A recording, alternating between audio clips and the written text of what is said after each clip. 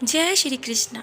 कल के अध्याय में हमने सुना था कि किस प्रकार से शिव जी के श्राप से कामदेव भस्म हो गए और उन्हीं के शोक वियोग में रति भी भस्म होना चाहती थी, पर सभी देवताओं ने उन्हें रोक लिया और विभिन्न तरह के वरदान दिए और कहा कि हे रति, तुम स्वयं को समाप्त मत करो, क्योंकि तुम्हारा और कामदेव का मिलन अवश्य होगा।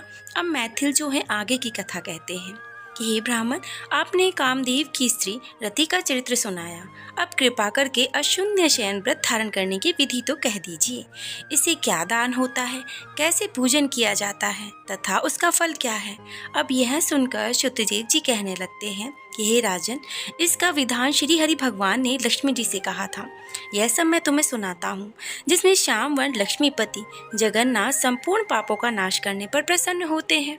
तो हे महीपते, सोने चांदी की मनोहर मूर्ति बनवाएं, पीताम्बर धारण कराकर सुंदर वनमाला से सजाएं, पुष्पों सुगंधित द्रव्यों से पुरुषोत्तम भगवान का श्रावण शुक्ल द्वितीया से 4 मास तक प्रतिदिन पूजन करें और ब्राह्मणों को शैया तान वस्त्र इत्यादि करें। ब्राह्मणी सहित भोजन कराएं। फिर मार्ग शीर्ष आदि मासों में पूर्ववत रक्तवर्ण हरि भगवान का रुक्मणी सहित ध्यान करके पूजन करें। अब ऐसे ही चैत्र मास से 4 मास तक भूमि पर आसन बिछाकर भक्ति से श्री हरि भगवान का पूजन करें और आषाढ़ की द्वितीया के दिन उसे समाप्त कर दें। उस दिन चाक्षर मंत्र यानी ओम नमो नारायण इस मंत्र से हवन करें। मार्गशीर्ष आदि मासों में पारायण के दिन विष्णु गायत्री इस मंत्र से हवन करें और भक्ष भोष्य आदि चारों प्रकार के भोजन करें। चैत्रादि मासों में सहस्त्र शीर्षा इस पुरुष सूक्त मंत्र से हवन करके पंचामृत खीर घी मालपुए इत्यादि का भोग लगाएं और लक्ष्मी नारायण को स्नान कराकर बीच में श्री कृष्ण की सोने चांदी की मनोहर मूर्ति लगाकर उन्हें भोजन कराएं। फिर केशवादि नामों से ब्राह्मणों को भोजन कराकर श्रद्धा के अनुसार तो वस्त्र अलंकारों की पूजन करके मालपुओं ब्राह्मणों के निमित्त 12वें दिन उन्हें दे दें। फिर पूर्व कल्पित प्रतिमाओं को संपूर्ण अलंकारों से आभूषित कर आचार्यों को दें और फिर सैया का संकल्प लें। ऊपर लक्ष्मी नारायण का विधिवत पूजन करें। कासे का पात्र और ब्राह्मणों को भोजन अवश्य कराएं और दान मंत्र कहें कि हे जनार्दन, जैसे आपकी शैया लक्ष्मी जी से अशून्य है, वैसे ही हे केशव, इस शैया दान से मेरी शैया शून्य हो। इस प्रकार भगवान की पूजा करके आप भोजन करें। इस व्रत को पुरुष सौभाग्यवती स्त्री विधवा अशून्य शयन के निमित्त धारण करें। जो मनुष्य विष्णु धाम जाने की इच्छा करते हैं उनको यह व्रत तो अवश्य ही करना चाहिए। इसके करने से जगन्नाथ भगवान प्रसन्न होते हैं और देव दुर्लभ कार्यों की सिद्धि प्राप्त होती है। अनेक राजाओं प्रजाओं में वृद्धि होती है। अतः जैसे भी यह व्रत बने यह अवश्य करें। अब मैंने तुम्हें इसका वर्णन तो कर दिया है, अब तुम और क्या सुनना चाहते हो। इस प्रकार से राजा ने फिर शुतदेव जी से पूछा कि हे महाराज, बैसाख मास में छत्रदान करने का महात्म्य कृपा करके मुझे सुना दीजिए, क्योंकि बैसाख के कर्तव्य शुभ कर्मों को सुनते सुनते मेरी तृप्ति नहीं होती।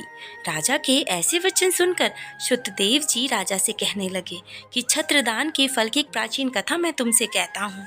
तुम हे राजन इसे ध्यानपूर्वक सुनना। अब सतयुग में एक हेमकांत नाम का बंगाल देश के राजा कुशकेतु का पुत्र हुआ करता था। वह बड़ा ही बुद्धिमान और बलवान था। अब एक दिन शिकार खेलने गया।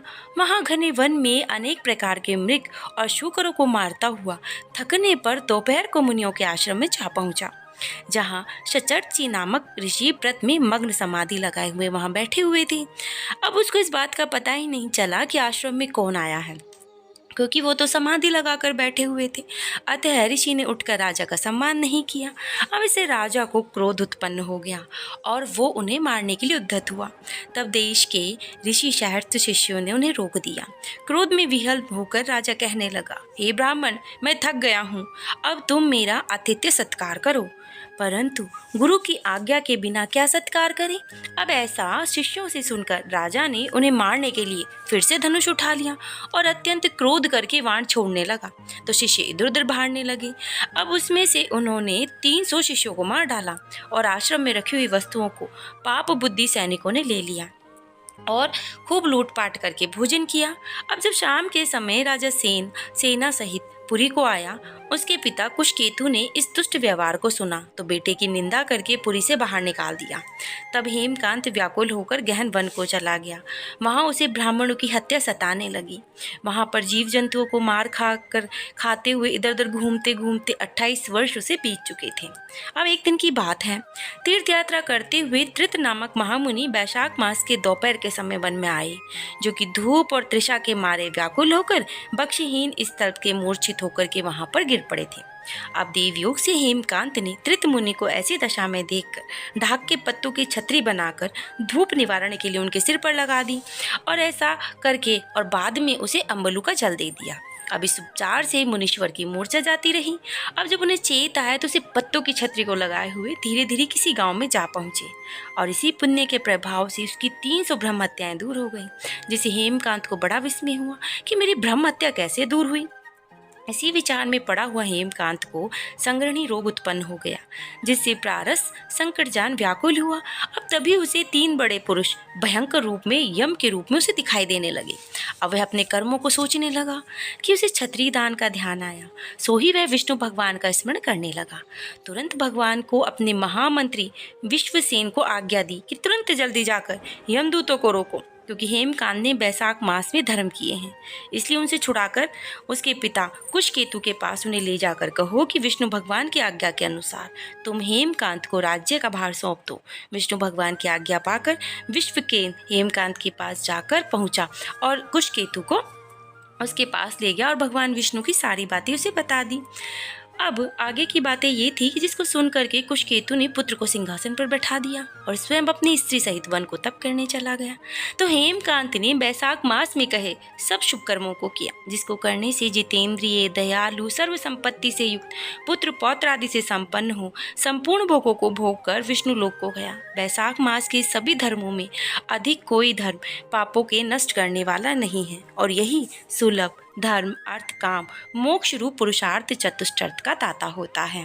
इसके आगे की कथा में मैथिल पूछते हैं कि महाराज, बैसाख के जो धर्म आपने वर्णित किए हैं वो तो बड़े ही सुलभ होते हैं, उनसे विष्णु भगवान प्रसन्न होकर तत्काल धर्म, अर्थ, काम, मोक्ष प्रदान करते हैं। अब ये तो देव विहित सर्व संसार में ज्ञात ही नहीं है, यह क्या बात है, मुझसे कहिए।